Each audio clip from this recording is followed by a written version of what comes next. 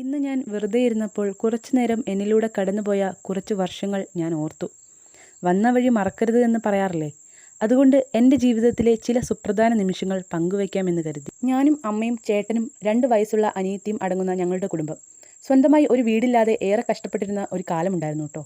എനിക്കന്ന് 7 വയസ്സാണ് പ്രായം.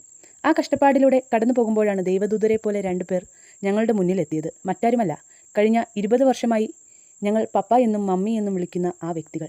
ശരിക്കും പറഞ്ഞാൽ ദൈവങ്ങൾ എന്ന് തന്നെ പറയാം. അങ്ങനെ 2004 അവർ ഞങ്ങളെ കൂടെ കൂട്ടുകയായിരുന്നു കേട്ടോ. മാത്രമല്ല, അവർ ഞങ്ങളെ കൂട്ടിക്കൊണ്ടുപോയത് ഞങ്ങൾ ആഗ്രഹിച്ചതിലും വലിയൊരു വീട്ടിലേക്കായിരുന്നു കേട്ടോ. അവിടെ ഞങ്ങളെപ്പോലെ അച്ഛനോ അമ്മയോ ഇല്ലാത്ത ഒരുപാട് കുട്ടികളും മക്കൾ ഉപേക്ഷിച്ച മാതാപിതാക്കളും മാനസികമായോ ശാരീരികമായോ പ്രശ്നങ്ങൾ നേരിടുന്നവരുമൊക്കെ ഉണ്ടായിരുന്നു. സത്യത്തിൽ അതൊരു വലിയ മനുഷ്യസ്നേഹത്തിൻ്റെ ഇടമായിരുന്നു കേട്ടോ. ശേഷം അവിടെ എത്തിയതിന് 1 മാസം കഴിഞ്ഞപ്പോൾ അപ്രതീക്ഷിതമായി ഞങ്ങളുടെ അമ്മയെ കാണാതായി. പപ്പയും മമ്മിയും ഒരുപാട് അന്വേഷിച്ചെങ്കിലും കണ്ടെത്താനായില്ല. ഒടുവിൽ അമ്മ ഞങ്ങളെ ഉപേക്ഷിച്ചു പോയതാണെന്ന് അറിഞ്ഞപ്പോൾ തകർന്നു പോയി. കുറച്ച് ദിവസം സങ്കടമായിരുന്നെങ്കിലും അവിടുത്തെ സ്നേഹവും പുതിയ കൂട്ടുകാരും ആ വേദന മറക്കാൻ സഹായിച്ചു. പിന്നീട് അങ്ങോട്ട് ആ മണ്ണിൽ ഞാനൊരു കുറവും അറിയാതെയാണ് വളർന്നത്. പഠിക്കാൻ ആവശ്യമായ എല്ലാ സൗകര്യങ്ങളും അവർ ചെയ്തു തന്നിട്ടുണ്ടായിരുന്നു. സാധാരണ മിക്ക സ്ഥാപനങ്ങളിലും 18 വയസ്സായാൽ കുട്ടികളെ വിവാഹം കഴിപ്പിച്ച് വിടാറാണ് പതിവ്. എന്നാൽ ഇവിടെ അങ്ങനല്ല കേട്ടോ. ഞങ്ങളുടെ ഇഷ്ടമനുസരിച്ച് എത്ര വേണമെങ്കിലും പഠിക്കാൻ അവർ കൂടെ നിന്നു. അങ്ങനെ ഡിഗ്രിയും PGയും ഞാൻ പൂർത്തിയാക്കി. കോളേജിലും ഹോസ്റ്റലിലും എന്നെ ഒരു വേർതിരിവുമില്ലാതെ സ്നേഹിച്ച നല്ല കുറേ കൂട്ടുകാരെയും എനിക്ക് കിട്ടി കേട്ടോ. പഠനം കഴിഞ്ഞപ്പോൾ അതേ സ്ഥാപനത്തിൽ തന്നെ എനിക്ക് ജോലിയും നൽകി, കൂടെ സാലറിയും. എന്താ അല്ലേ? ഒരു സൈക്യാട്രിക് കൗൺസിലറായും ക്യാഷ്യറായും ഞാൻ അവിടെ ജോലി ചെയ്തു. 1.5 വർഷത്തെ ജോലിക്ക് ശേഷം ഇനി നിനക്കൊരു കൂട്ട് വേണ്ടേ എന്ന് പപ്പയും മമ്മിയും ചോദിച്ചപ്പോൾ ഞാനും സമ്മതം മൂളി. അവർ തന്നെയാണ് കേട്ടോ അതിന് മുൻകൈ എടുത്തത്. അങ്ങനെ എനിക്ക് ചേരുന്ന ഒരാളെ കണ്ടുകിട്ടി.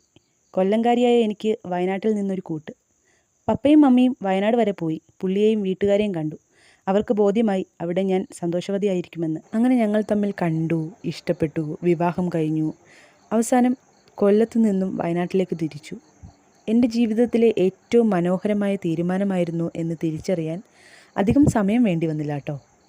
ഈ മനുഷ്യനോടൊപ്പം ജീവിതം തുടങ്ങിയപ്പോഴാണ് ഞാൻ എത്രത്തോളം ഭാഗ്യവതിയാണെന്ന് മനസ്സിലായി. ഒരേ സമയം എനിക്ക് അച്ഛനായും അമ്മയായും കൂട്ടുകാരനായും കാമുകനായും ഭർത്താവായും എല്ലാ റോളുകളും പകർന്നു തന്ന് സ്നേഹത്തിൻ്റെ തണലിൽ എന്നെ ചേർത്ത് പിടിച്ചു. ശരിക്കും ഇത്രയുമൊക്കെ പറയാൻ കാരണം മറ്റൊന്നുമല്ല കേട്ടോ. ഇന്ന് ഞങ്ങളുടെ 2ാം വിവാഹ വാർഷികമാണ്. ശരിക്കും പറഞ്ഞാൽ പ്രിയപ്പെട്ടവർക്കൊപ്പം ആയിരിക്കുമ്പോൾ സമയം എത്ര വേഗമാണ് കടന്നു പോകുന്നത്.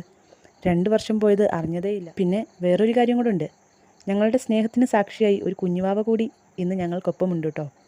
ഇനിയും ഒരുപാട് കാലം അദ്ദേഹത്തിൻ്റെ കൈ പിടിച്ച് ഇങ്ങനെ തന്നെ മുന്നോട്ട് പോകണം.